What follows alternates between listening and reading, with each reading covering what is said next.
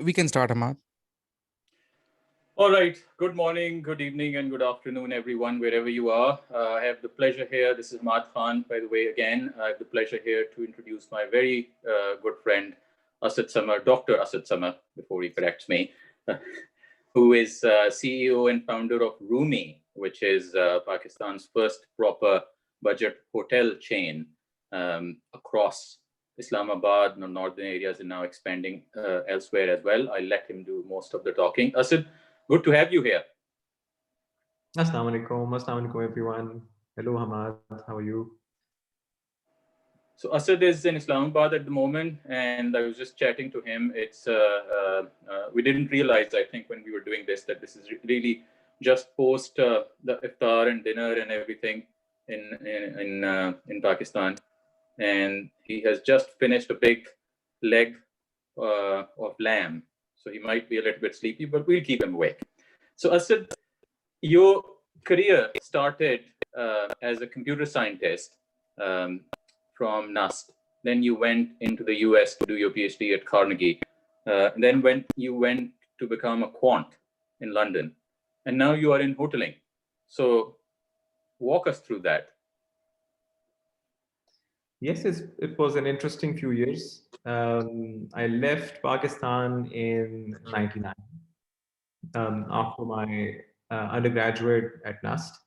I was in Switzerland for a couple of years at the European Center for Nuclear Research. I used to be very interested in physics back in those days, and then started grad school in the US at Carnegie Mellon. Did a PhD in computer engineering, focusing on cryptography, and then joined investment banking. I was at Goldman Sachs for a while, and then a few other stints at trading firms. And then finally, after about 18 years abroad, decided to come back to Pakistan. That was about 3 years ago. What brought you back, Asad? Because obviously here, a lot of our audiences are a mix of Pakistanis who are sitting abroad and some Pakistanis sitting inside Pakistan. So what's the reason for coming back?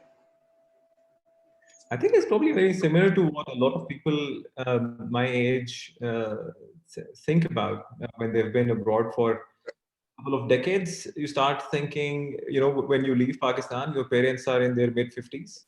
And then all of a sudden you find out they're in their mid-70s and you feel like you've lost a very big part of their life. And you want to come back home and spend some time with them. And that's exactly what happened with me as well. And we decided to burn all the ships and move back one fine day. It's very difficult to have something planned in advance. I've seen that as well. People try to plan a lot regarding their move back to Pakistan. They have some idea of I will move back if this happens or that happens, or if I have this opportunity or that opportunity back at home. And that almost never pans out, and so people just don't end up moving. And my wife and I, we decided that we are just going to take a leap of faith and just burn the ships and move back, and then decide what to do once we are back in Pakistan. So we did that in 2017. In hindsight, I'm very glad we did that. We've had 3-4 really good years with our parents, and having a lot of fun here with work as well. And how's it going now? When did you hit the idea of hoteling? Obviously, it's quite unrelated to quant investments. Yes, very right. So we came to Pakistan and we figured out that we had spent a lot of time abroad with our kids. We had traveled all over the world, but not within the country. And so when we moved back, we did a few tours to different parts of Pakistan, especially up north, a few of them with our kids. And it was obvious that there was a very big gap in the market. We couldn't find good places to stay at. The really nice hotels are only in a few big cities, and if you leave those cities, you don't find a nice place to stay. There are a few independent hotels, sort of like gems, like hidden gems, but very difficult to find. And mostly we just had horror stories to tell everyone after each of our trips. A very typical hotel in the north in Pakistan or in any of the rural areas really is where the front desk guy would be in his vest, wouldn't even be wearing a shirt. They wouldn't take bookings over the phone, or if they do, they would never guarantee them. They don't take credit card payments. There are no white linen in the room. It's like sheets, red blankets with big flowers on them that you don't want to touch.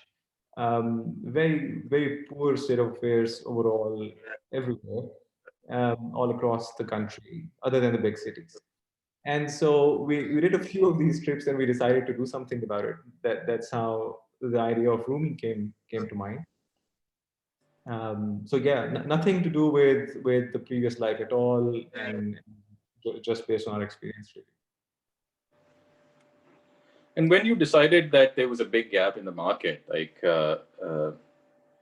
you wanted to fix that just for the northern areas, or like why Rumi? How did the name came about, by the way? Like what is Rumi? Is that Rumi the poet, or Room E? Or knowing you have a little bit of an interest in Urdu literature as well, so that's why. So it's Roomy. It's just a play on words. Yes, Jalaluddin Rumi was totally on my mind when we decided to name it Rumi. But obviously had to do with rooms, had to do with a bigger room, had to do with Jalaluddin Rumi. It was just a play on words. We sort of named it Rumi in jest. Just thought, oh, it would be fun to call it Rumi, and it seems like it would be catchy and people might remember the name. But no, it wasn't just supposed to be for the northern areas. Look, it's if you look at the Pakistani hotel landscape, it's quite obvious that there are for the top 1% of 1%, there are decent choices available, especially in certain parts of the country. So if you're willing to pay 30,000 rupees a night, 40,000 rupees a night, you can get a very decent hotel. There are 5 stars available in most big cities. But below that, there is just nothing. There is a big gap, and then you get some really shady, small, dingy hotels, 1 star, 2 star guest houses, hotels, places that you really want to stay away from. And so there is nothing in the middle at all. There is no chain of hotels for the mid tier of the market that you can trust with certain minimal standards that you can hope for across the country. So the idea was to provide such an alternative to the mid-tier segment of the Pakistani market, so that they can travel across the country along with their families and not have to worry about some of the things we had to see ourselves. But when people think of hotel industry, or if I would think of a hotel industry, that's a very capital intensive business. Wouldn't you have thought that that's just going to be a lot of investment and just have one hotel? So how did the chain come about? Then maybe walk us through that. What is the whole profile? Because not everybody is aware of how it works. Some people obviously have lived in the hotels that you have across Islamabad and maybe in northern areas as well. So maybe a little bit about that. Is it a capital intensive business? Do you have to buy everything or every real estate place that you have a hotel in? How does it work? So the traditional way of building a hotel and running a hotel is extremely capital intensive. You would do 1 or 2 hotels in your lifetime. The traditional way is buying land, building the hotel, and then running the whole thing yourself. That's sort of one end of the spectrum. The totally opposite end of the tourism industry or the hospitality industry is that you don't own anything at all, and you just become a booking agent. So sort of booking.com or hotels.com kind of a model where you're just allowing people to book somebody else's hotel and have nothing to do with the service yourself. And so these are the two extremes of the spectrum. And we thought about it, we tried many different models, and we found a sort of a sweet spot between the two extremes, whereby we take over existing hotels. We don't build them ourselves. We lease them, but with a sort of a revenue sharing kind of a model, and we renovate and improve the hotel ourselves. So there is some capital involvement, and then we manage and operate the whole thing ourselves, and we market it, and we bring the hotel under our own brand. And this sort of allows us to scale reasonably well, while still guaranteeing the quality of service ourselves, rather than depending on some third party to provide the service, which in a place like Pakistan is extremely difficult to manage. And so that's what we have been doing, is somewhere between the two extremes. It's a newer model, especially for the Pakistani market. It's a very new model, and that has allowed us to scale pretty fast. And when you acquired those hotels, how easy did you, like, where did it all start? Because I've seen, obviously we don't have any pictures to show here, but I've seen some of the very beautiful pictures of some hotels in the northern areas, especially some of them I believe you have built your own as tents as well. So was that some land that you acquired or land that you purchased? Obviously you're saying that you lease them, so how does that all work, and who provides the services there in these newer ones especially? So we By the way, provide I'm still wanting to go there. Last time I came in Pakistan, we had to rush back. So yeah, so we provide all the services ourselves. So all the staff is ours, but we don't own any of the assets. So we don't own any land. We don't own any of the buildings ourselves. The buildings are owned, and the land is owned by our partners, who are the landlords, who are the property owners.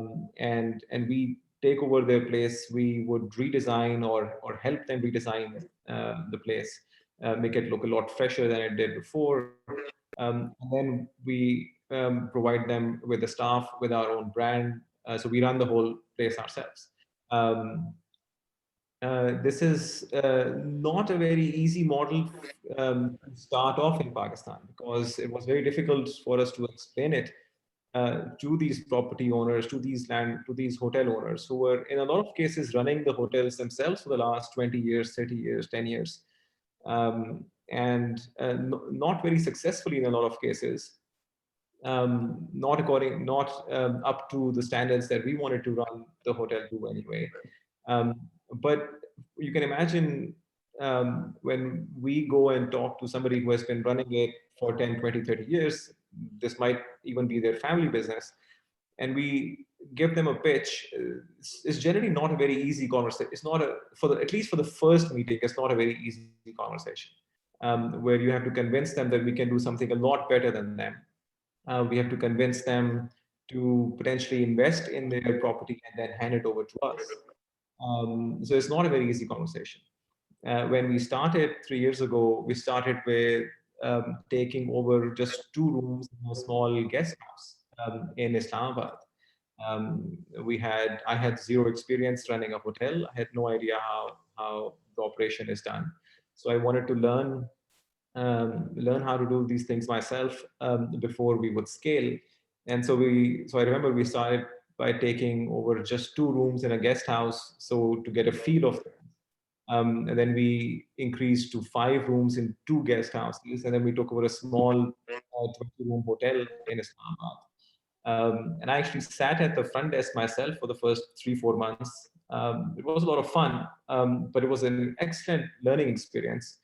I sat at the front desk myself to understand how the hotel operations are run, and also to understand what the budget hotel client in Pakistan is looking for. It's a very different demographic. It's not a demographic that most of my circle is not in that demographic, and so I really wanted to understand the requirements. And some of the things were obvious, and some of the things were extremely not obvious. For example, the budget hotel client in Pakistan is not looking for a swimming pool, is not looking for a gym in the hotel, is not going for a sauna, it's not going for big aquariums and a nice chandelier in the lobby. They just don't care about any of these things, of course. They really want neat, clean, crisp, functional rooms. The first thing they would go and see is the bathroom. Invariably, the first thing clients would go into the room, and rather than the room, they would just go straight to the bathroom to make sure the bathroom was clean and nice and unstained and not dripping and so on. And so we spent the first few months, it was sort of our tuition. So we spent the first few months learning the tricks of the trade. You have to learn, it's a cash business, budget hoteling in Pakistan. So you have to know how the front desk is run. You have to know how the operation is done, how the cash is managed. Otherwise, the staff will just take you for a ride all day long.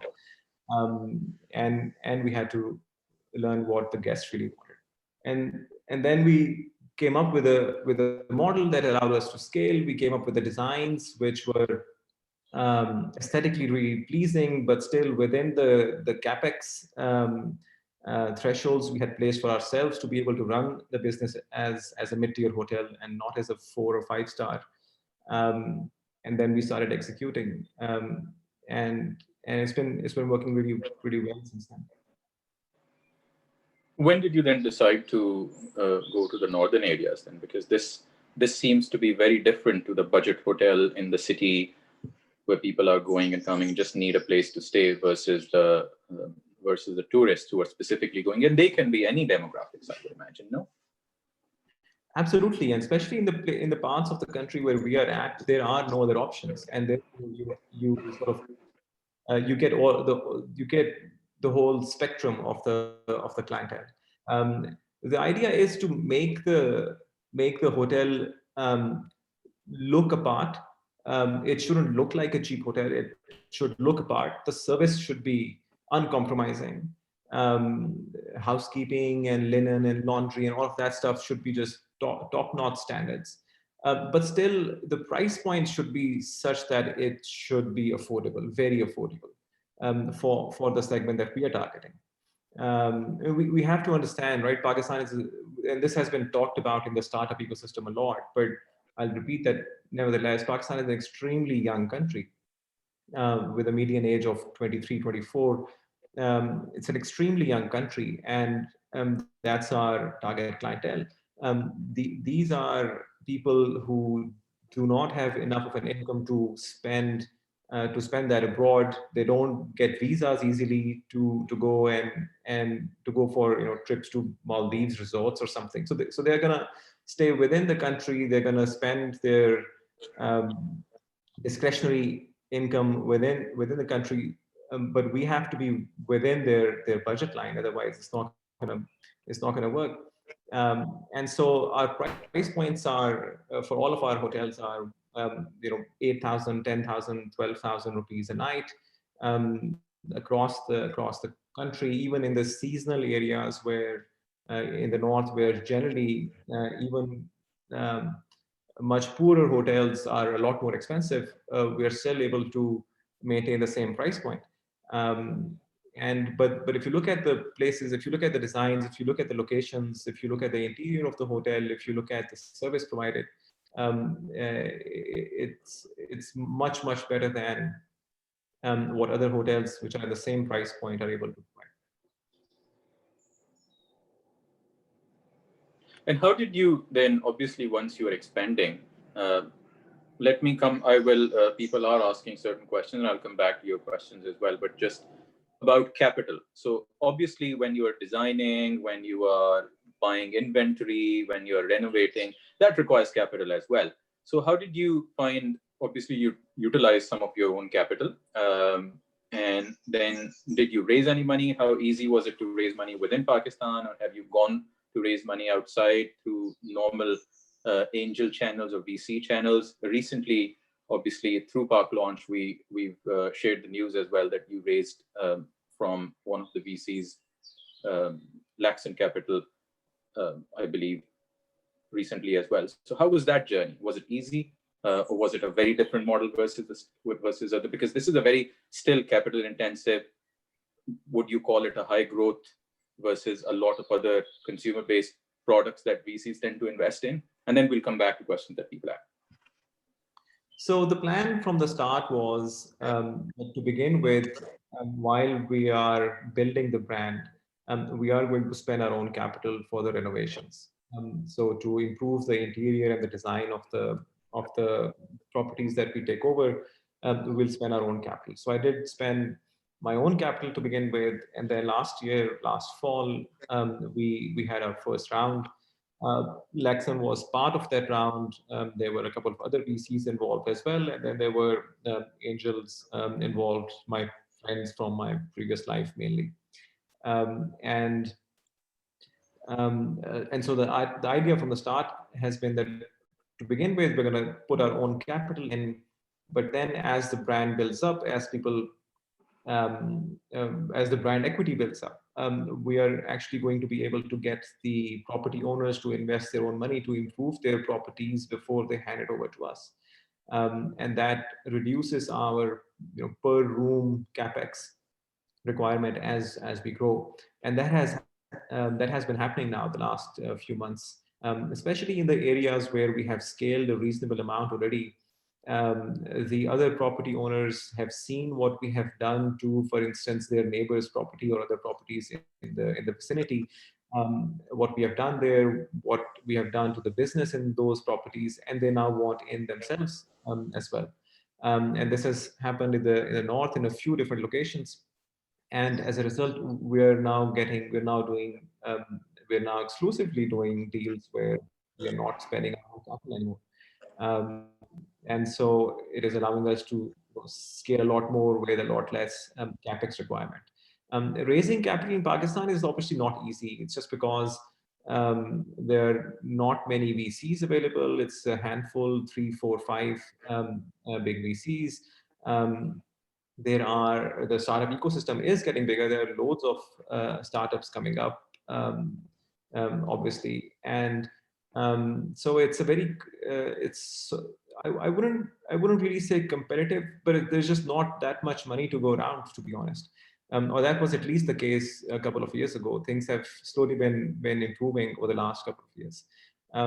Maybe it was a little easier for me given the connections I had in the investment banking world and so on. But for somebody new, for example, fresh team from Pakistan, a local fresh team, it's not an easy job to raise capital. When we compare it to, I was having a conversation the other day with a friend, and we were comparing it to other parts of the world where you might have hundreds of VCs available, even thousands of VCs available, and a good startup would have VCs competing against each other to invest in it. And generally, it's the good startups which might place conditions on the VCs with regards to not just the money involved, but that's the easy bit, but what else they can contribute to the business. Whereas in Pakistan, the startups just don't have many options. There are only a handful of VCs, and so it's a much tougher ask in Pakistan to raise capital. Although I think it's improving as we go. Let's come back to some of the questions that people have, and we will discuss it as well. In terms of two things: regional competitors, regional peers, and local competitors. Do you think there are any local competitors in this business that you have, or this is very unique in Pakistan? One, and B, are there any regional players which are similar? We've seen, obviously, within the chat, the name Oyo, and I know you've talked about it as well. So let's talk about these two things, which is the local competitor, if there are any, and regional peers. So local competitors, there are mainly two local competitors who have been around for much longer than. It's basically two families that have been running the Pakistani hotel industry for the last 50 years. There is the Hashu group, which runs the Marriotts, the PCs, and the Hotel Ones in Pakistan, and the Avari group. Each of these two brands have their budget brands for the last, which have been working for the last 10 odd years. So the Harsha Group has the budget brand called Hotel One, and the Awari Group has a budget brand called Awari Express. These would be the two local competitors. There are some similarities, some differences in terms of the models. They've been around for much longer. I think Awari Express is having issues with regards to their execution. Hotel One has done much better in terms of execution. But to give you an idea, Hotel One has been around for about 15 years now. And we have been around for 2.5 years, and we have reached about half their size already. And the way we're growing, we think we might overtake them within the next year or so in terms of the scale. And Awari Express, we've probably crossed already. I think it's just because of the execution is very different, and the world has changed around them a lot. For instance, this digital world and the way digital marketing has been helping the hotel industry, if you know how to use it, this is just something which has caught them by surprise. And we have a very new team, a very fresh team, a very tech-driven team. Our tech stack is extremely strong, probably the strongest of any brand in Pakistan. And that has helped us execute much more efficiently and a lot and very quickly. And that's where I think we are way ahead of some of our competitors. Regional competitors, I wouldn't call Oyo a competitor at all. They're a completely different model. First of all, they're gigantic, but they're a completely different model altogether. So you know the spectrum that I was talking about, where on the one end you have a booking.com or hotels.com, which has nothing to do with providing the quality of service or providing any kind of service, and on the other end you have somebody who buys land and builds a hotel and runs it himself. So Oyo is more towards the booking.com end of the spectrum than Roomy is. So Oyo doesn't provide any service at all, and they completely depend on the hotel owner to provide the service. Oyo would just use their funds to come and renovate the place, and then helps with marketing and branding, of course. Roomy actually provides a service itself. So Roomy has its own staff at the property running the hotel. We did experiment with the Oyo model to begin with. We actually experimented with 2-3 different models when we started, and we very quickly realized that there is no way we can provide the kind of service that we want our hotels to provide unless we are running it ourselves. It's just, I think there are idiosyncrasies of running hotels in Pakistan which are just very, very different from other parts of the world, and those models simply don't work there, or at least they don't work in the way that we want them to work. So some guy who has been running a place the way he thinks should be run for many, many years. You can't just come in and have him change his ways. It's just never going to work, regardless of the amount of checks you might have or the monitoring you might have on them, or whatever kind of incentives you can come up with. So the only way you can really do it well is by making sure you have the service in your control. Whereas the asset itself can be somebody else's, but the service must be owned by yourself to guarantee the standards that you want to guarantee. So that's why we moved away from that model. When you say service, I'll just interject here, and we talk about a couple of things: the tech stack and then the service. When you say the service, does that limit you in the rate of growth or the ultimate growth which you can achieve versus the likes of Oyo or Booking.com on that kind of spectrum? Obviously, somewhere in between in that spectrum, it would also be proportional to the growth you are able to achieve. Would you say that that's the case, because that limits you there, or would you say that that's also scalable in terms of the service you provide? And let's talk about what are those services that you are providing. Is that only the booking side? Is that also your staff is changing the sheets, for example, down to that end? Or Yeah, so we provide complete service. So the only staff at the hotel is our staff. So from front desk to housekeeping to kitchen to waiters to the whole staff is ours. Sales teams and marketing teams, everybody is ours. Reservation centers and so on. So we provide complete solution to running the hotels. Yes, of course, it means that we can't have hundreds of thousands of hotels under our brand to begin with it anyway. So it's a different model, it's a different scale.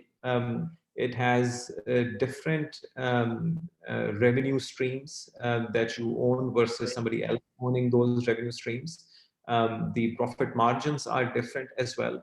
So whereas you probably cannot be running 100,000 hotels properties this way, but sure, you can get to those same revenues by running 10,000 properties, because you now own the whole revenue stream versus getting a very small percentage as a commission. Hilton is an example, right? They're a hotel management operation for the most part. It's a hotel management company. They have 5,000 or so hotels around the world. It's purely a hotel management company. It's not they're not a booking service like Oyo is, for instance. So yes, I think it really depends. But the other side is the tech stack, right? So there's nothing holding us back from and this is something we're seriously thinking about, from having two different streams. So one is what we're doing right now, which is providing the complete service at the hotels that are under our brand. But since we have the tech framework already for bookings, for reservations, for front end, back end of the hotel, etc., that we have built ourselves, and we own the whole IP, we can very easily have a second stream, second revenue stream, whereby we have you can call them partner hotels that we allow you to book through us. And in those cases, we're not providing service at those hotels, but we can sort of handpick those hotels and say these satisfy our quality and our standards, and we still allow you to book those hotels through our engines. So there's nothing preventing us from doing that, and we are thinking about opening up that additional revenue stream given the tech stack available now.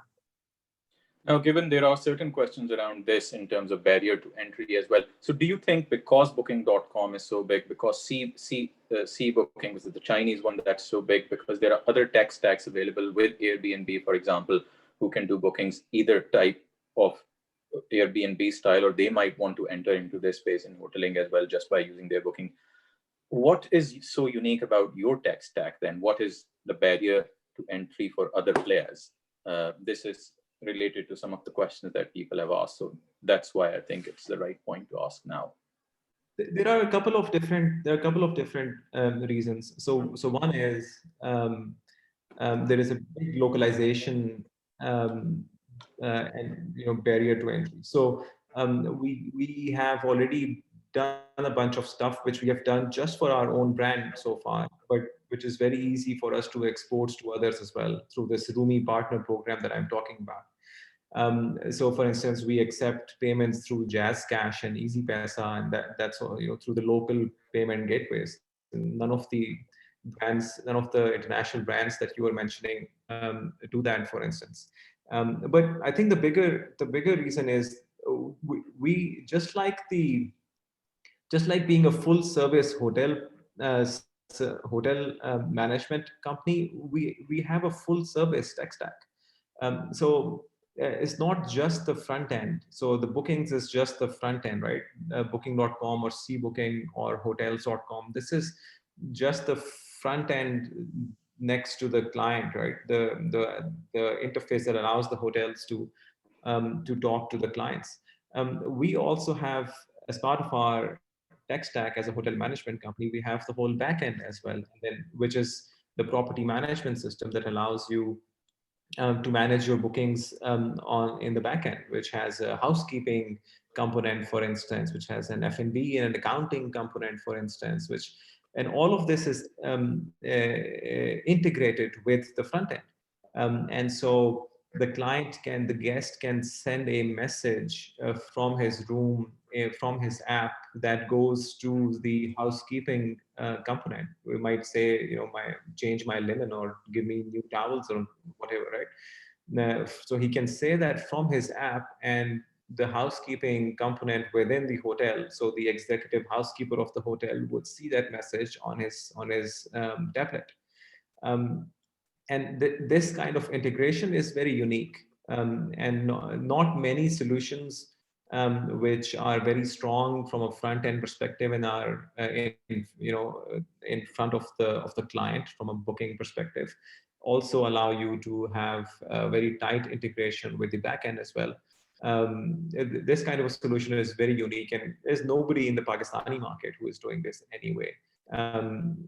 So this is something definitely worth exploring. Just the fact, so we built all of this for ourselves because we want our guests to have this kind of an experience, and our staff to be able to manage and operate the hotel efficiently.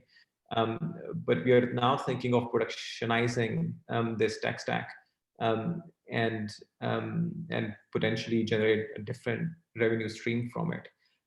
The other aspect is the marketing aspect, which is something I sort of mentioned before. It's really, really exciting. It has, so I think we're probably we are using the most data science of any other hotel provider for sure. For sure in Pakistan, no questions. But even internationally, I think we are one of the heaviest data science users. Um, I'll give you a couple of interesting snippets, right? So we have one component, for instance, um, we crawl and we grab prices that other hotels, which might be competitors of a certain roomy property. So whatever prices they are quoting right now on booking.com or Airbnb or their own website. So we have crawlers which collect this data on a daily basis. And then we can compare and see over the last 3 weeks, how have our competitors increased their prices and or decreased or reduced their prices, and how has that impacted their occupancy rates versus how we ourselves increased or decreased our prices, and how that impacted our occupancy rates. And this small engine then spits out a suggestion saying this is what you should do to your price for the next week, which will have this effect on your occupancy rate. Um, it's something really interesting. It's something that nobody else does right now, and it's not rocket science, but it's just we're using some interesting data science techniques to do this. We also collect a huge amount of data on our clients. I mean, we have about 35,000 phone calls that came into our reservations over the last couple of years since we started recording them. So we have all of these calls recorded, and then we hired a guy, sort of a data entry level person. He took 2-3 months listening to each of these calls and filled out a Google form for each call with simple questions like, was it a male or a female who called in? Who was the booking for? Was it for a family, a couple, or an individual, or a corporate booking? Did they book or did they not book? If they didn't book, why did they not book? Were we, outside their price range, or was not available?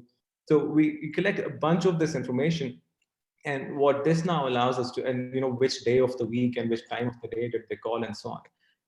What this then allows us to do is to target our clientele on a per property basis, in a very specific way.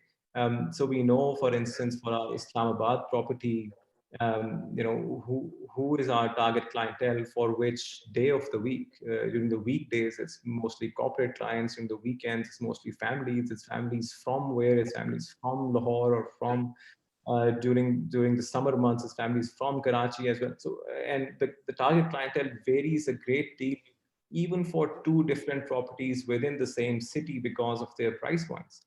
And so all of this data then allows us to target from a digital marketing and marketing perspective in a very specific way while staying within our budget very effectively. I don't think many hotel brands in Pakistan anyway are anywhere close to this in terms of the tech usage. I think this gives us a big edge.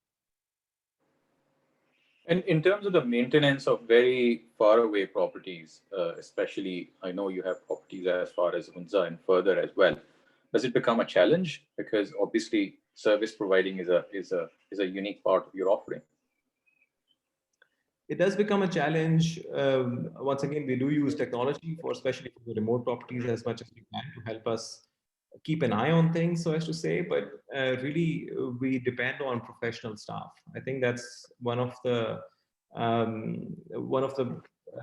better things that we have done. We have invested a lot in our staff. As an example, we have people who have worked for 10, 15 years in the Pakistani industry in some of the biggest brands here, but also we have people who come from 5 stars in Dubai. And I think COVID was sort of a double-edged sword. It really helped us improve our team over the last year or so, because a lot of people were laid off and they moved back to Pakistan, and instead of them being hired by the bigger brands, we invested in them and we hired them inside Roomy. What that has done is allowed us to build a core team which is really experienced, extremely well trained, and very, very professional. And they have now, over the last 8-9 months especially, helped us train a lot of other young people. It's very difficult to find trained hospitality professionals in Pakistan. And so what we're doing now is we effectively have our own training school, right? So we have these super experienced, very, very sharp guys that we have hired from abroad or from 5 stars within Pakistan, and they have been training our fresh people that we get from locally from here. And then we generally do this in our flagship property in Islamabad, and then we farm them off to whichever new property that we open, which could be in some of the far-flung areas as well. So that has really helped us keep the quality of service to the right standard in those areas as well. So in terms of expansion, I know you are pretty big now in one of the cities, Islamabad, and further expanding in the northern areas. What are further plans? Are you expanding in further cities, big cities? Like, what is the expansion? At the same time, are you raising more capital to do that? Because obviously it does require more capital if you grow faster. So right now we are in Islamabad, which is, so by the way, our Islamabad property is so after the 2 5 stars, is the biggest property in the city. That's our flagship property. Then we have a resort in Naran. We have 2 hotels in Murree. We have 1 in Peshawar, and then we have 5 in Hunza. We are actually Roomy is now the largest hotel operator in all of Gilgit-Baltistan, including Hunza, of course. So we are at about 10 properties right now, and we are expanding really quickly, and we are looking at places down south towards Lahore and Faisalabad and Hyderabad and Sakkar areas right now. That's where some of our teams have been traveling the last 2-3 weeks. So we plan to scale to about 1,000 rooms by summer next year. That was the plan when we raised funds late last year, and we are on target to do that. I think it really depends on how things go with regards to if the scaling goes according to our plans. Yes, we might come back to raise another round, but we're cash wise, we're in a very good position right now, and our operating margins have always been very reasonable from day one. So it just depends on the growth appetite. In general, where do you see the tourism industry in Pakistan? We've seen a few um, tourism related, let's call it, startups coming up as well. And things are moving in that direction. And with COVID, especially, travel has become a little bit more tricky outside of Pakistan, even for other demographics. What is your take on it? I know the present government wanted tourism to be big. Nothing has panned out in that direction yet. But what's your view on it, being in the industry? Well, the whole COVID thing, I think, is it's just a I think it's a nuisance in the short term, but I think I discount this a lot in the long term anyway. And even the short term, like I said, for us it's been a double-edged sword. It's actually helped us improve our team, and it has also helped us take over some of the properties because the supply side has been under a huge amount of stress as well. So we have actually come in and taken over acquired properties which have not been doing well at all because of COVID in more recent times. In the long term, I'm extremely optimistic with regards to the tourism industry in Pakistan. The potential has always been there, and we all know we sort of lost a decade and a half. 2005 to 2015, 16, or whatever. And so after hitting rock bottom, there's only one way to go. Of course, there are uncertainties. There always are in emerging markets, especially in a place like Pakistan. But what has changed this time around, which was never the case for Pakistan before, was that the tourism spend is being driven by the domestic market.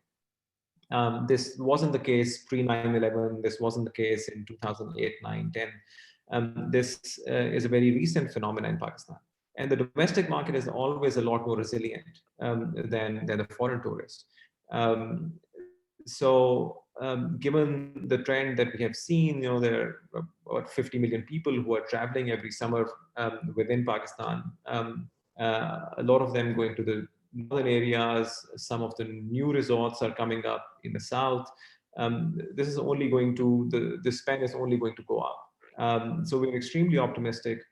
The government has, the current government anyway, has focused a lot on tourism, and some of the things are always indirect, right? So I think because of COVID, some of the effects of what they have been doing stays suppressed. But as soon as things open up again, I think we will clearly see the impact of some of the policies built and some of the execution done. So, for instance, the new road networks which have been built, some of them recently got done in some of the northern areas and some of the resort areas, have made them a lot more accessible than they ever were.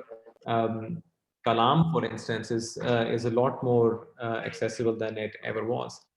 It's now only a 5-hour drive from Islamabad on a polished metal road, and this is happening in many other areas as well, in Baltistan especially. I'm super optimistic with regards to tourism in Pakistan. Of course, some people are a bit concerned about the environmental impact of that as well in the north, but hopefully we'll take care of it as we go along. So just a bit of anecdote. Ali Satpara, who was one of Pakistan's big mountaineering names, who unfortunately died in one of the K2 expeditions, has stayed a couple of times with Asad in Islamabad as well, and they also co-sponsored one of their expeditions. So that's one of the anecdotes that I know of. Asad, well done on that one. I hope you continue to also sponsor these expeditions, given your presence in the northern areas.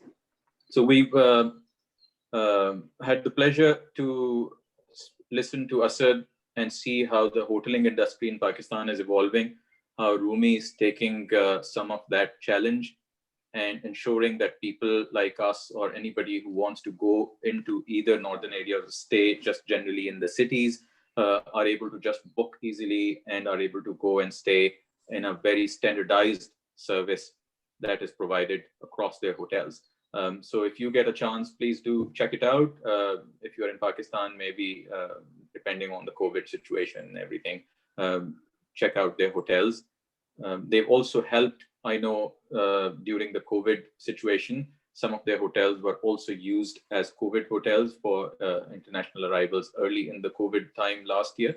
And I think I was really looking forward to staying in one of the hotels, but it just didn't pan out this time. Hopefully next time, Asad, I will take you so I get the better service, but I guess it's probably standardized. So there's one last question. I was about to end it, but which is probably not related to hoteling, but as a startup founder, some words of wisdom for people who are starting up from scratch or are in your situation maybe 4 years ago, coming back into Pakistan, or the other kind of people who you talked about who are starting completely from scratch, haven't done anything in the past. What are your words of advice from there? Looking at this journey from scratch, obviously going into the industry, not knowing what to expect. Well, I've been in the startup ecosystem for only 2 years or so. I wouldn't call it wisdom by any means. But I think one of the things that I see with especially some of the younger founders, my suggestion would be to not think about valuations and not think about funding and not think about acquisitions, and these are all very cool terms, but I think what you should really think about is, okay, what's the real problem? And the problem has to be real. It shouldn't just be real in your head, or it shouldn't be real in some other part of the world. It should be real wherever, if you're trying to do this in Pakistan, it should be real for Pakistan. Try to find a real problem and a real solution, and the business on its own must make sense. The business on its own must be profitable. The business on its own must be able to stand on its feet. The unit economics must work. You should be in a state where you would not want, you shouldn't want to give away equity. You should be in that state, right? If you're making money, if the business is profitable, if it's a real business solving a real problem, you don't want to give it up. You don't want anyone to take any part of your business at all, unless it's for scaling to the next level or that sort of a thing. I think the mistake that a lot of the young founders make here is they try to think about. They've heard too many buzzwords from the Valley, and they try to think along those lines from the start, where instead of thinking of what the business is bringing to the table, they start thinking of the investors and the valuations and paper money and so on, too early in the phase. So anyway, so stay real, stay grounded, real problem, real solution, real money, profitable, to the point where you don't want to give up any part of it yourself, unless you really, really have to, from a scaling growth perspective. Thank you very much, Asad, for your time. It's late in Pakistan, and we're really happy to host you here. And please stay in one of Roomy's hotels. And Asad, you can launch a special Park Launch members discount card as well, which we can use. So thanks everyone for joining today. Till next time, Hammad Khan here signing off with Asad Samar. Thank you very much. Thanks very much, guys. Thanks for having me.